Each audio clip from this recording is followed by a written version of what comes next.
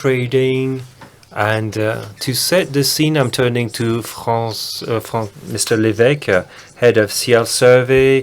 Fabrice Lévesque, you're head of insurance and trade of farm products. What should we know about farm commodities?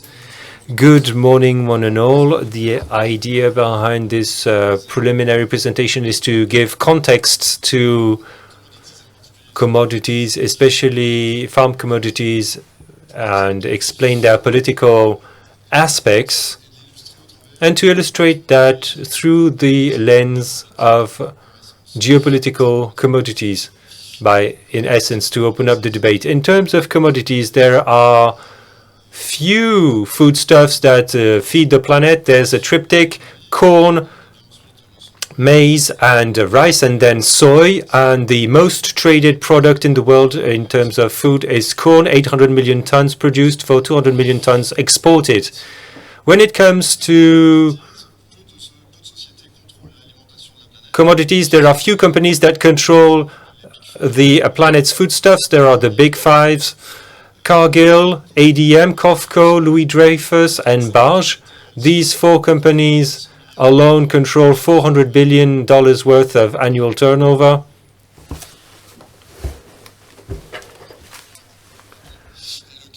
And a quarter of global trade for agri-food products. And the French giant is in vivo, and we'll have a representative on the panel later. Commodity by, in essence, wheat, which is the starch bomb. Why wheat? Why is wheat the most traded commodity? Well, it was tamed 10,000 years ago. It's transported, including by maritime way, for at least 2,500 years. A high nutritional content and strong productivity progress potential, ×4 in 60 years. That's exactly in lockstep with population growth. And this is the geopolitical foodstuff in essence, because it feeds 35% of the global population with a production of 800 million tons. The two main producers are China and India, with 25% of global production. And of course, they are the main consumers. Then trade 200 million tons. This foodstuff is geopolitically important. Why? Because you can see that on the figure. This is a foodstuff which is changing in terms of production and trade, because one country, which used to be the #1 global importer in the years 1980 to 2000, has become in a very short time, in 10 years, the #1 exporter. Russia now has 25% of global wheat exports, which makes it a geopolitical weapon for this country. Geopolitics, geography, the climate. Why? Why is it a sensitive plant, a sensitive crop? Because its production obeys sacred laws. Specific soil, water. You need 100 liters of water to produce 1 kilo of wheat. The right temperature, with one specificity in terms of negative temperatures and then high temperatures to produce it. So it can be produced only in a few areas in the world. The main basins are Europe,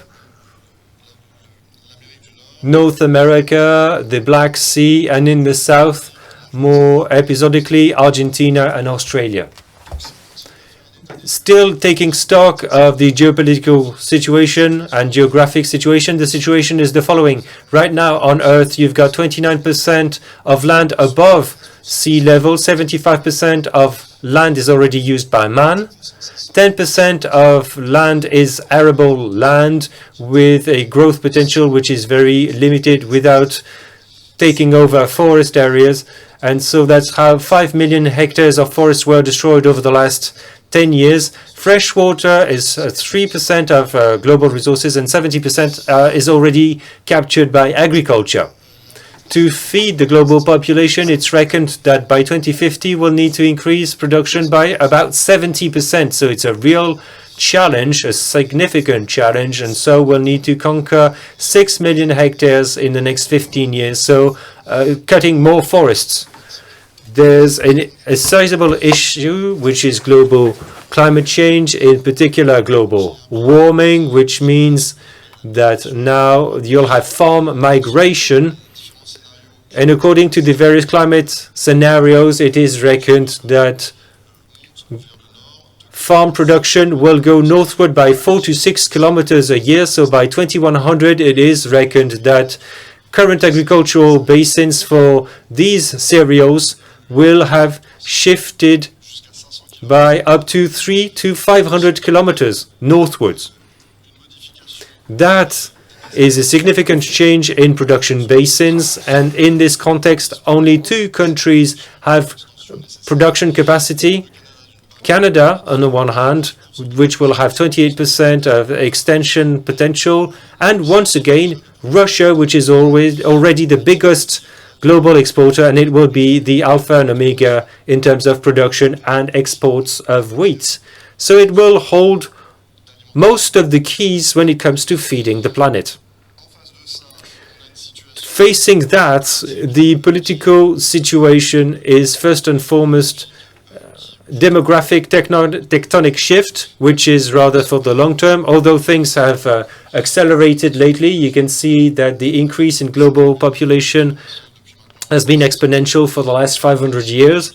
By 2100, a drastic change in population basins and therefore consumption basins, so stabilization in Europe and America, global decline in Asia, and particularly strong demographic growth in Africa, with the population tripling in 75 years. So consumption and production basins will become farther apart, and that's the essence of trade, to supply some countries from others.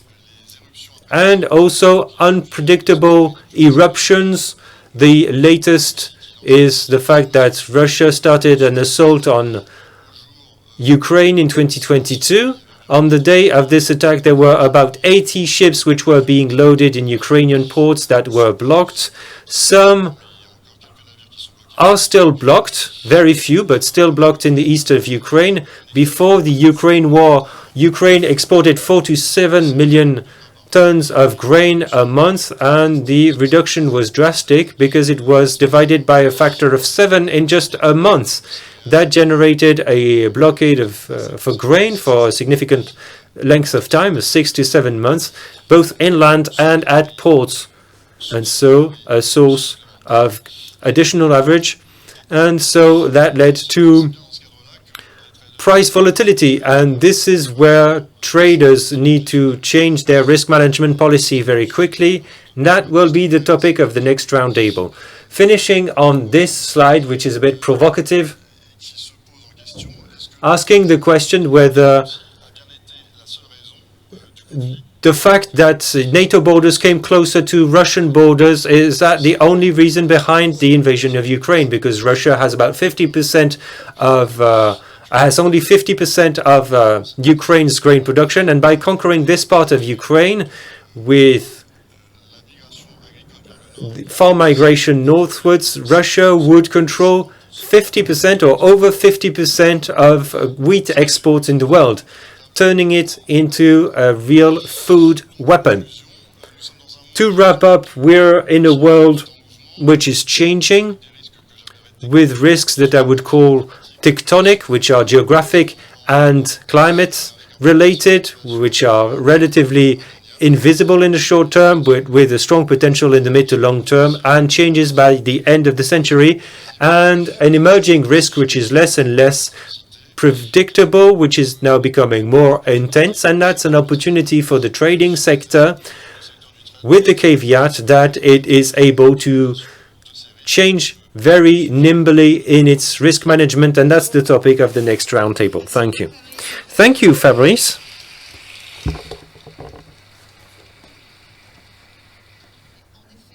Indeed, we're going to discuss it with the next speakers who are coming on stage now. Please take a seat.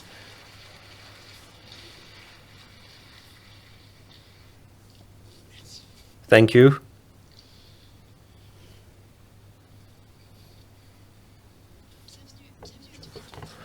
Welcome, everybody. Well, it's not in order, but I'll introduce you. Well, I'll follow what is written on the slide. Rémi Georges-Gougnan, hello. You're Deputy Head of Marine Cargo Department at Diosiassi. Closer to me, Jean-Raymond Senger. I'm sorry. Head of Wheat Execution at Soufflé Négoce. By in vivo. Yes, I was about to say that. Now we also have Jean-Christian Fage, former head of execution and also an arbitrator at the Maritime Arbitration Court of Paris. And I was before that at Louis Dreyfus for other commodities also. And you're working at Sirens and former head of GAFTA. And we have Angèle Van Fam, country manager at MS Amelin Marine in France. Well, when we prepared that discussion, we talked a lot about Ukraine, and I think we'll talk about it some more. But immediately, I wanted you to extend your answers to what happened recently in the Strait of Hormuz. What is that changing? What did Ukraine change? What could the Strait change concretely in your business? Jean-Christian. Well, first I would say that you should put things in context. Ukraine and what's going on in the Strait of Hormuz are changing the situation for trade, but that change already happened in the past. Only in my career, I went through the war between Iraq and Iran. As a ship owner, we would send ships in the Persian Gulf. It was not very comfortable back then. More recently, there was the Gulf War with changes in shipping rates that were fairly major. If you want to go back further, there was the blockade of the Suez Canal. So you should put things back in their context. And yes, indeed, there is the news impact of what's going on there, and it's undeniably tragic. And I think that trade, especially in the area of oil and to a lesser extent grain, because the Persian Gulf is not a major destination in terms of volumes, but for oil, of course, plans are already in place to adjust to a potential closure of the Strait of Hormuz. But for trade, it was always a great difficulty, and for everybody in the insurance world to adjust to violent geopolitical shifts. You can already difficultly adapt to geopolitical shifts that should be considered as being invisible in trading. I call them invisible because you've got a lot of creeping low-level conflicts that are solved with trade blockages, like key documents for the export of wheat, like phytosanitary certificates. If there is a row between two countries, the first level of hostility is that if you want to refuse to deliveries to an importing country for a reason or another, you'll block phytosanitary certificates. Since all countries need these certificates for import, well, suddenly you're unable to load ships, or even once a ship has been loaded, you're unable to deliver it to destination because suddenly one country decided that they will no longer issue phytosanitary certificates, whereas they used to in the past. You need to adapt to that, and nobody can insure against that. And so trade has to cover those potentialities. Because basically what you need to consider is that traders and insurers are sort of doing the same job, in that both businesses are basically about risk analysis. In trading, I've never seen business happening without the risk department giving its go-ahead and looking at all the various facets of a trade. Just as you as insurers, when you insure against a risk, you're going to analyze the situation. It's the same thing. Jean-Raymond, we understand that there's hardly any circulation of wheat in the world. Is that banned? Well, now anyway, Russia sets the market. and it decides the global price. Russia has found all ways and means to deliver goods where it sees fit. Earlier, Thomas Gomard was talking about illicit trade. Is that illicit trade that's now in place? Well, it's not illicit trade. Foodstuffs, wheat as this foodstuff is not embargoed everywhere. In France, we refused to import for compliance reasons. So we won't import Russian wheat, so we fall back on Ukrainian wheat or from other origins, but it's difficult to get wheat out of Ukraine for insurance reasons. But today, at any rate, Russian wheat sets the market price year-round, almost, with over 25% of global exports. And so what they've been doing since Crimea and then since 2014, Russia wants to become the reference price in the world when it comes to this foodstuff and the gifts that it made to Africa or elsewhere. Just look at the destinations. The major destinations are Turkey, Egypt, West Africa, and Iran. Two figures: 2012, 40 million tons produced in Russia for wheat, 2022, 80. And when you look at global warming, it's going to be even bigger. Just look at the USA over the same period, if my memory serves, 65 million and 47 million. So on the other side, there's been a decline. It's obvious. Rémi, how do you analyze the situation? You're a trader, right? You're doing the same job. No, I'm a broker, so my view is a bit different because I think that the Russian-Ukrainian conflict was a turning point on the insurance market. I can see three reasons behind that. First, the geographical area impacted in its entirety, and for compliance reasons, the entirety of Russia has been affected, and for me that was a turning point. And another consequence of what came before that, the number of economic agents impacted. There's of course trading, but Russia is a big importer of goods and equipment, and so all insurers and brokers in the room remember February 2022 and the crisis management units we had to put in place. Add to that the sudden and sharp market reaction back then compared to previous crises that took place. I remember Iran and Bandar Abbas. Before that, the response was sharp with massive terminations that brokers and clients had to manage. We also needed to navigate the appetite for underwriting and rate setting. I remember every week the areas changed. For risk, you went from 7 to 8, and then people talked about Georgia, then Romania. Rates went from 1 to 2%, then fell back to 0.50. So we had to navigate all that uncertainty, and there's not just the war risk aspect. Insurers adopted cautious positions regarding international sanctions or the whole area, so we had to fall back on some positions in emergency to find insurance. Angèle, as an insurer, what do you agree to cover now or not? How do you juggle through all these uncertainties? I wanted to come back to a topic that decides all the rest, and something that Jean-Raymond and Jean-Christian talked about earlier.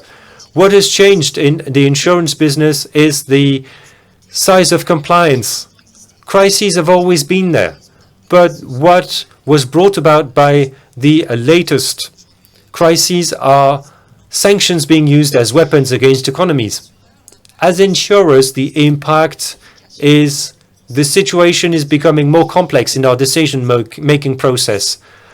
By way of example, in the past, to approve maritime cover, to check a ship to see whether it was able to perform a journey, well, your basic insurer looked at the technical data of the ship, how old it was, where it was owned for technical reasons, whereas that ship by that ship owner was correctly maintained. It was all technical. Now, of course, these aspects are still checked by insurers because we don't want to have a common average in a crisis area. But on top of that, insurers need to look at all of that maritime voyage, the entire operation. Now, insurers have to check what the counterparties are. So who's the seller, who's the buyer, and the interim operators. Where did the boat go? Did it make port in sanctioned harbors? What flag it's flying? And why?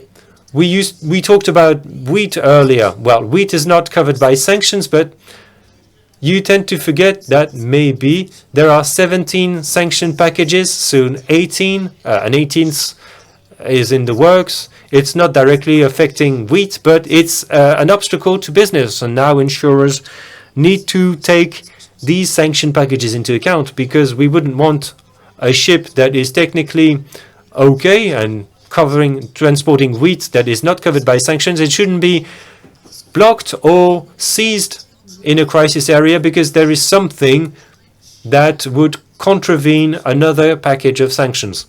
So that's really the mother of all the other aspects. That's why sometimes we're hesitant in making decisions as perceived by others. It's just for purely compliance processes. Rémi, can you find insurance for ships transporting wheat, the stocks of wheat that are even in these areas? I hadn't prepared for that question, but that's something that we had a discussion about with Jean-Raymond in terms of business. After this crisis, I'll answer your question, but after the Ukrainian crisis, I think that we had to work on three main areas of improvement. On the broker side with insurers, and I'll answer your question partly, it's about mapping underwriting risk. Now there are over 30 insurers on the French continental market. We need to know as brokers what insurers agree to cover war risk in what areas.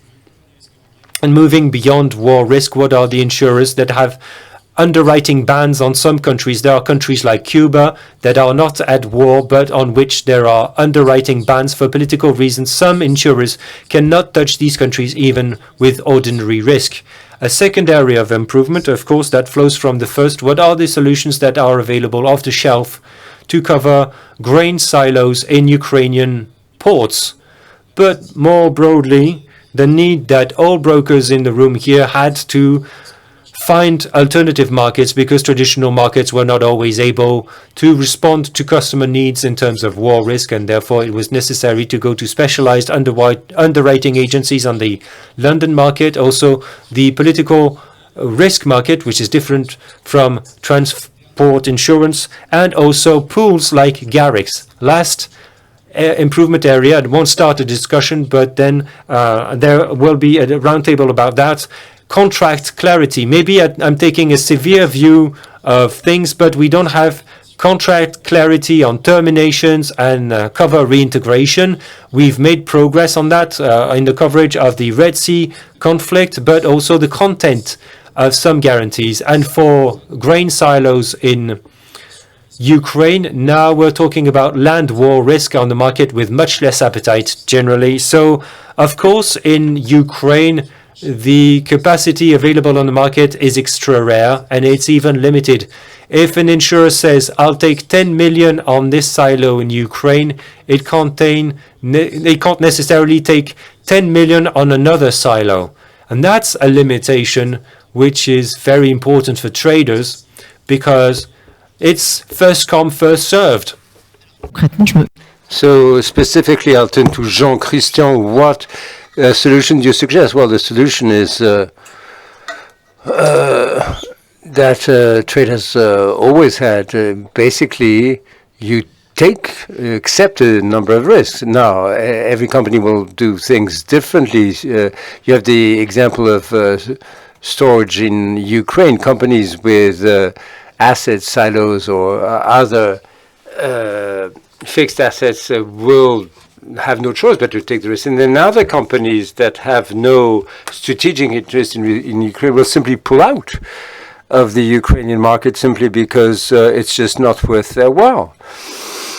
Now, if you look at the way international trade has changed, well, you have a trend to massification, meaning the bigger the better. If you're big, then you can take risks that are not necessarily insurable or that may not be predictable at all. If you talk about geopolitics and what's going on now, in my entire career as a trader, we found that talks on geopolitics have been very few and far between. I mean, you can analyze risks, but we're more looking at the customer's risk, the customer's ability to. Well, surely, is there not a trend to sort of more red tape or? Well, I was talking about this, and the previous speaker too. Europe has disarmed over the past 2 generations, and now we are. It's not removing weapons; we're removing brains. It's not quite the same, but. What I mean by that, removing human brains, mean that you are outsourcing to external systems things that has to be thought through, and the world is becoming more and more complex, and you are automating some decisions. But in fact, the issues are becoming more and more complex, and you have less and less choice as a human actor. And that's the problem with geopolitical risk. You have fewer and fewer people who will be prepared to adapt their behavior to the actual change, simply because they haven't got the data, the internal data in their own brains, as it were, to find a solution to circumvent a problem.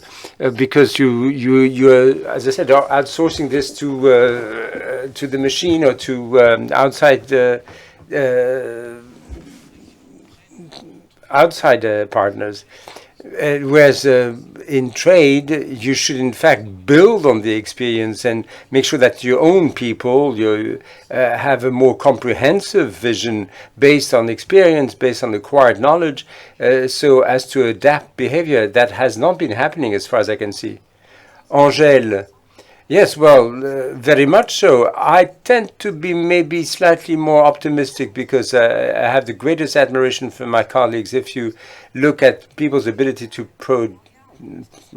predict or to forecast the future, if you look what happened on 24 February 2022, the invasion of Ukraine by Russia, very quickly on, insurers knew that they would have boats blocked. Fabrice said there were 80 such boats, and you had claims right there of ordinary claims or war claims, and then you have claims involving goods that were being held. And yet, when we have the grain corridor set up a few months later, many of my colleagues or insurers provided capacity to help these ships go through that corridor. Of course, the corridor, I mean, you had NATO ships and whatnot. It was secure. But in this example, I would say that insurers took on board, as it were, the fact that this was a degraded environment with greater risks. And why do I cite this example? Well, because prior to the crisis, all insurers knew that in the Black Sea you won't find the largest boats. So usually these are old boats, not very, and so the available tonnage will be even less. So it's a degraded environment, greater risk, and yet we went out there to make it possible for that wheat to supply the world. And so we were aware of that, and there was a response. So that status of mind is changing. It's not sort of routine decision making. It may have been in the past, but now I do see, well, nonetheless, the first response when war broke out was that notices were sent almost instantly to terminate policies within 7 days. Now, here you have your ship, you have your risk, and when the risk becomes true, the first thing you get is, forget us, we won't cover you anymore. Now, of course, there was new coverage offered, but then the rates were such that it was prohibitive. I remember being involved in talks with the UN, and they thought, well, there will be solidarity vis-à-vis Ukraine, but in trade, I'm sorry to say, but what I saw was not solidarity. In fact, people were prepared to purchase Ukrainian wheat, but at the same price as, say, Brazilian wheat. And when you have insurance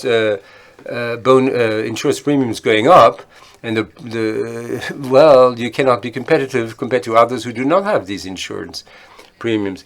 I asked my neighbor what how he experienced this. Well, there are several issues. Why was there a corridor in the first place? Well, it was there because the Russians themselves had an interest. I mean, well, it was for their own, it served their own purpose. They had to export their wheat, otherwise everything was blocked. And to respond to what Jean-Christian was saying, I think when you said outsourcing decision-making, it was artificial intelligence. Well, even before artificial intelligence, ask anyone, the first reflex is not to pull out your gun, but to pull out your iPhone and try and find an answer on Google or something. So the answers do not come out of your brain, but out of Google or out of some other party. Yeah, well, that's one thing is that all companies, of course, should work with the same level of compliance. So if from one bank to another, from one insurance company to another, you find differences on convergence, well, that has got to be addressed, and that's a big risk. Say you have a bond saying that your documents are okay, and that at the other end, well, they will say that there's a nexus, and then you don't know what's at the other end of that nexus. Well, the big issue is that compliance is not seen in the same way, or you find discrepancies, and that is an issue. Well, on compliance, and I think I'm sure your next question will be about that as well. So let me address it right now. You asked about possible future risks and how to respond to future challenges, and put yourself in the head of the broker and the insurer. And that's to follow up on what Thomas Goba said.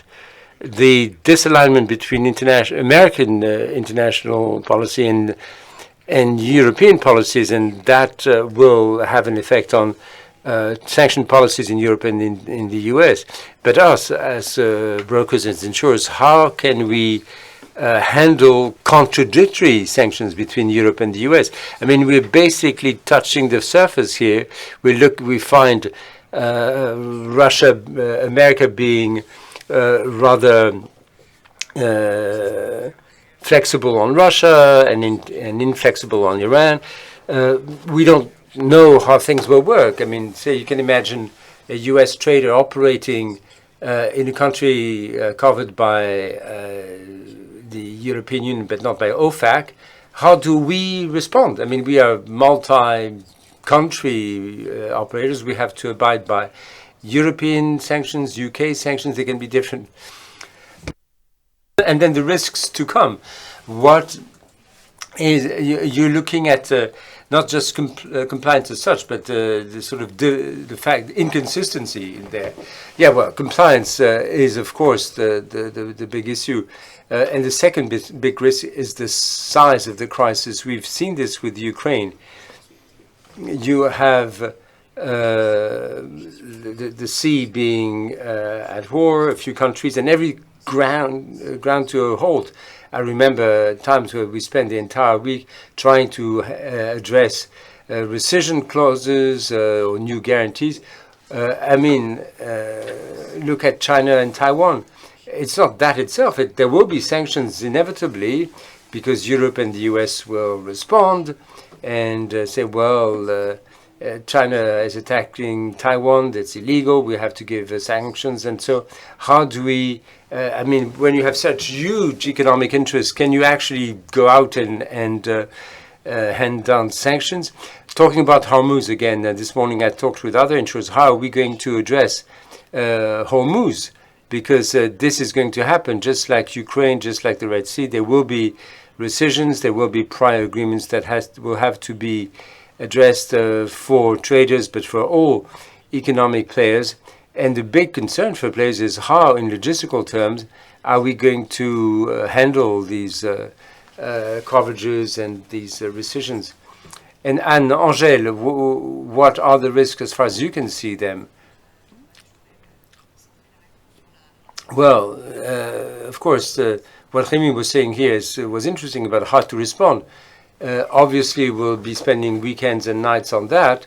But if you look at the last two crises and to see how we can respond, in the last crisis there was a lot of terminations over 48 hours, and then guarantees were reintroduced on a case-by-case basis. We're looking at technical items, compliance, etc. The corridor in and of itself, we had more than 1,000 ships, and then in various extensions of that, you have more than 2,000 ships. The European market didn't take on board all 2,000 ships, but quite a lot of them nonetheless. And if you look at, and that's an example that was quoted in the Black Sea. In our talks with brokers, we found that many insurers had bulk agreements to make things simpler for our compliant officers, and so a bulk agreement,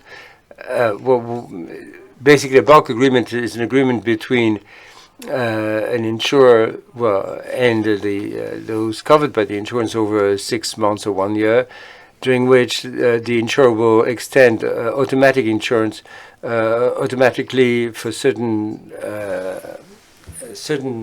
transaction with certain counterparties, and the counterparties, of course, will have to be controlled upstream to make sure that the flow can continue. So this might sound like a micro example, but there you are.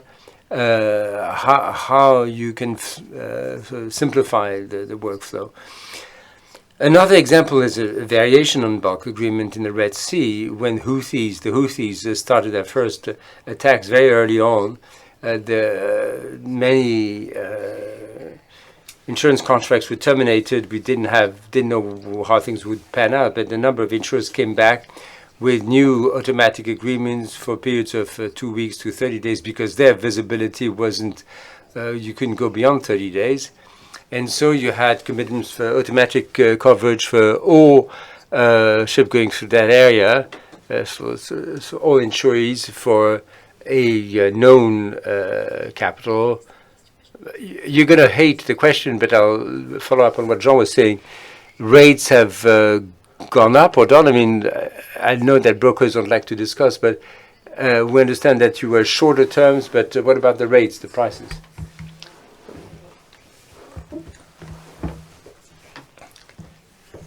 We have benchmarks, but we cannot cite prices. But I'll join Jean-Christian. In the first few days of the war, there were some prohibitive rates, and that put traders in a difficult position because you have 1.5 or 2%. Now we're much lower, especially in the Red Sea. We haven't had this sort of overreaction that we had in the Black Sea, which is why I said the Black Sea was a turning point, a triggering factor, because this time on the Red Sea, the market responded in much calmer fashion, even though there were physical attacks on the Red Sea. Everybody knows that, which means that we learned from our experience, and likewise in terms of rates, of premiums. Jean-Raymond, what about the risks to come? Well, you have both the climate and geopolitical risk, and when the two go together, there was talk about goods that can go to this or that destination, but that will depend. I mean, some depend on the distance, but cargo and insurance go hand in hand. I mean, they account for a large part of the price, the tag price at the end. And then if you have these geopolitical combined with climatic phenomena, there will be food crises because we simply will not be in a position to supply countries, the the consuming countries that don't produce any food and whose needs are astronomical. Looking at Ukraine, we will find trade becoming cartelized, as it were, because there you have the sanction policies, and you have to address this. But I myself was working with Dreyfus for 20 years. Then I moved on to Sirens, which is a smaller company. At Dreyfus, I remember we had a clean line, and our risk department could assess the risk of sanctions. And at Sirens, we had 10 banks, and every time we had to go through the sanction regime of each bank. And there were different regimes. And so if you have a multipolar world with multiple risks, and some of these can be very costly. And then there's a premium that goes with size. And if you look at Vitera and Badge got together, we'll have a new giant of trading.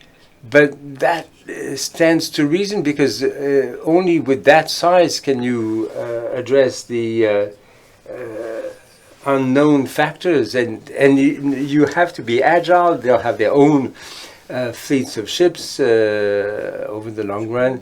They will have their own banks and their own insurance. They can implement their own sanction regime. They'll have much more advantageous financing rates. I mean, the interest, if you look at a small trading company, a big one, they don't. The bigger one have much more favorable terms, and private funds will find it very difficult to adapt. And so, in the end, it will be COFCO, I mean, government corporations, or Russian companies taking over.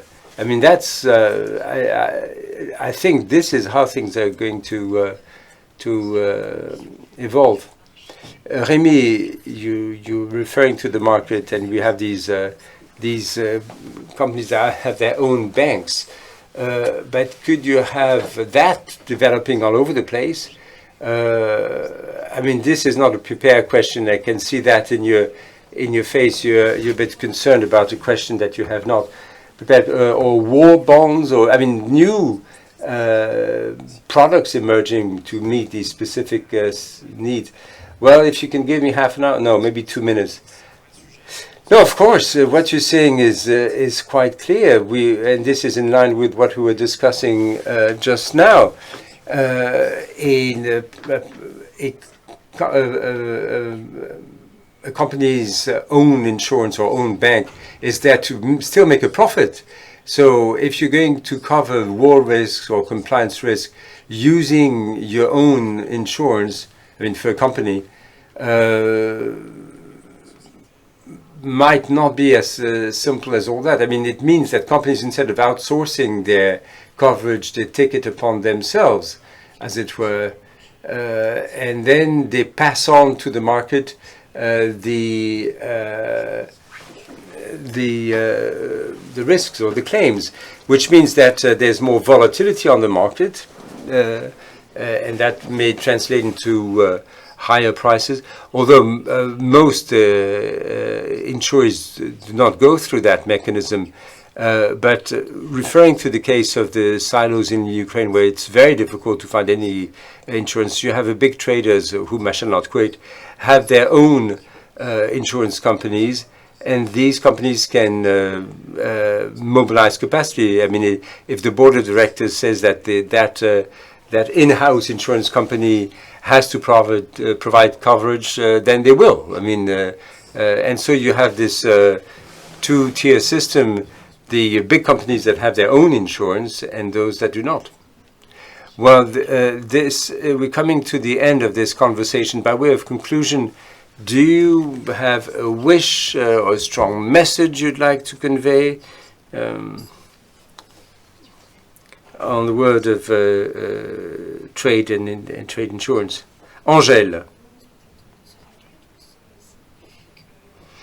Well, you have to remember that the role of an insurer is to pool or socialize risk over space or time. But for that to happen, you need data, and that's the weak point, isn't it?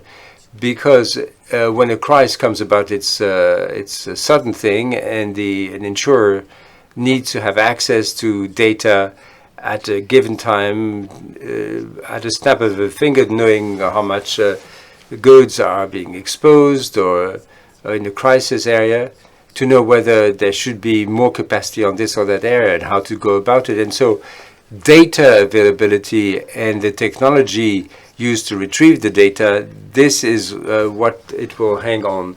And that will make for more transparent pricing, but that's at least what I would like to wish for. Remy, well, I have my own laundry list or shopping list. On the maritime side, being optimistic, I'll say that on war risks, we usually find solutions, and that should be pointed out. There's the price aspect, but as to the actual solution, it is ready off the shelf. You have insurers that have ready-made war risk solutions at sea. If I had a wish, is not for situations of shipping at sea, but on ground transportation, you have the transport insurance covers political risk as well as war incidents on the ground.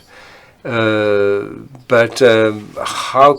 I mean, we need to identify what is the risk. I mean, the grain silo is our red thread. Whom should I turn to get coverage? And as things stand, things are not clear. It is for the market of political risk and the market of transportation insurance. And here, talking about goods rather than assets. My own wish would be, I mean, it sounds very basic, but have more exchanges, communications between counterparties. If you're a trader, you work with ship owners. You have to know who they are, what they do. You have to know the insurers. But in a personal capacity, it's you need to know these things. You need to benefit from your partner's knowledge, experience, because there's less and less talk. You have informal exchanges. Basically, you have the email address of the counterparty, but you do not know who that counterparty is, and so that means that you will find it more difficult to adapt if you don't know them. And to quote a Swiss author who's called Jean Piaget. I don't know if you remember Jean Piaget. He used to say that intelligence is not what you know, but it's what you do when you do not know. And I think that's the best definition of intelligence. And I think we will all need in the future, more so than in the past, we'll need to have that kind of intelligence based on experience. And Jean Raymond, the closing words, well, so long as there will be a growing need for food, there will always be room for trade. Trade will take with it both cargo and insurance. My wish is that we should find the right balance between risk-taking and risk coverage, because the big issue now is to see where to draw the line in our companies. I mean, I don't know what Remy thinks about this, but you cannot cover everything in insurance, and you cannot guarantee everything. So trade has got to be involved, and especially for big companies, the ABCDs as we call them, the big market makers, they will try and see how to balance coverage and risk-taking. I will not start the conversation again. I'd rather thank all of you